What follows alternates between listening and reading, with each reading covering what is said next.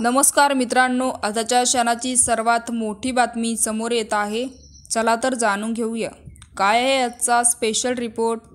सविस्तर बातमी जाणून घेण्यापूर्वी आपण चॅनलवरती नवीन असाल तर चॅनलला सबस्क्राइब करा, बेल आयकॉन प्रेस करा।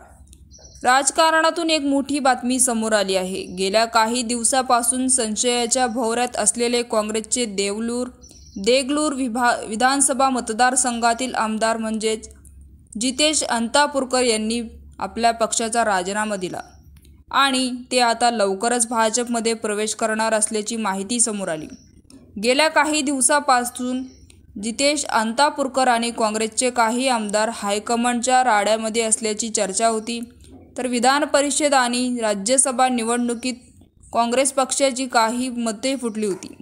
या आमदारांची नेमकी नाव समोर आली नव्हती, मात्र क्रॉस होल्डिंग करणाऱ्या आमदारांमध्ये जितेश अंतापूरकर यांच्या नावाचा समावेश होता।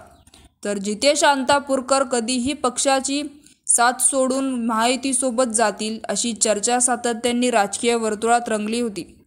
तर काही दिवसापूर्वीच जितेश अंतापूरकर आणि हिरामन खोसकर यांनी सह्याद्री अतिथीगृहावर मुख्यमंत्री एकनाथ शिंदे यांची भेट घेतल्याची माहिती समोर आली।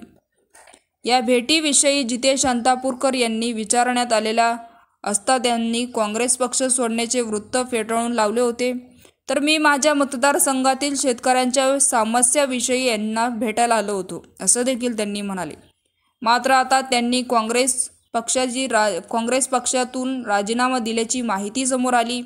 ते आज दुपारी 2 वाजता भाजपमध्ये प्रवेश करणार असण्याची माहिती देखील समोर आली आणि जितेश अंतापूरकर यांनी भाजपमध्ये प्रवेश करणार असल्याचे निश्चित देखील केलं।